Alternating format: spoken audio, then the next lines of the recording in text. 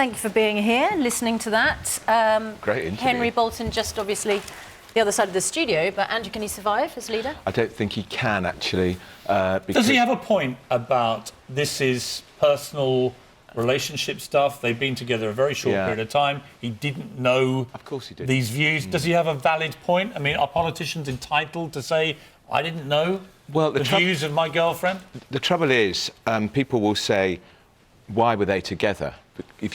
Because they're attracted to each other, because are they similar people? So would he have been surprised by those sort of views? But the fact is, Henry Bolton, when he ran for the leadership, I thought was a happily married man with 2 or 3 young children, and then we discover he's with this much younger woman. I think the dates he's giving you in the interview this morning, there's conflicts over that. I'm not sure he's being completely clear. Well, I think when you meet someone in early December, you leave your wife 2 weeks later. Astonishing judgments. Right? Yeah, no judgment. You know, other people will certainly have raised eyebrows about the timing and think they were obviously connected in some way. He says they weren't. I suppose the key point here, Kevin, is he says he's disgusted by what she said. We have to take his word for that. It may be they'd never had any discussion of this nature and she'd never espoused those views. But when you read how offensive these comments are, it's very hard to imagine you could spend any time with this young lady and she wouldn't say offensive things. Oh, they're off the scale, and there's a pattern of behaviour. There are so many of these comments. She's a member of the party of UKIP, so you would expect them to talk politics. She's been suspended, hasn't she? Absolutely.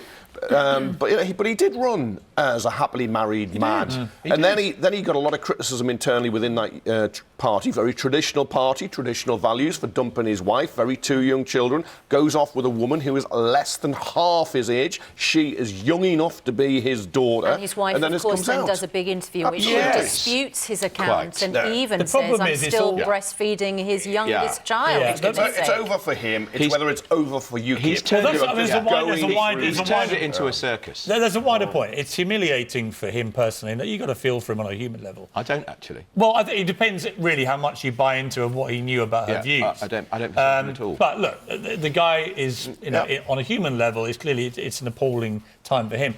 Notwithstanding that, the party itself, there are question marks over what is the point of UKIP. And the trouble with this is, right at the crucial moment when UKIP is trying to, as he says, sort of rebuild its platform, this is all we're talking about. Yeah, because he's turned it into a circus, and UKIP have got no money. They're not arguing the case about a positive Brexit anymore. You see Nigel Farage saying, God, we might have to have a second referendum, because they're not making the case. And he is turning out to be probably the worst leader they've had in a very long time. Well, since the last one, who turned out to be a fantasist. If he resigns, UKIP would get its 5th leader in 18 months? Absolutely. Look, what we've seen, and it's what was suspected at the time, UKIP was a one-man band. It was the personality and the energy and the drive of Nigel Farage. There's only one person who can lead UKIP, apparently. Absolutely. And he says he does not want to go back. I think he's done it 3 times. I believe Farage is a political force of nature. I think he was UKIP, and I think without him at the helm, UKIP is falling apart. And look, he got the referendum. That's the reason David Cameron gave us the referendum in the first place, because he was frightened of Nigel Farage's UKIP. Nobody's going to be frightened of Henry Bolton's UKIP, because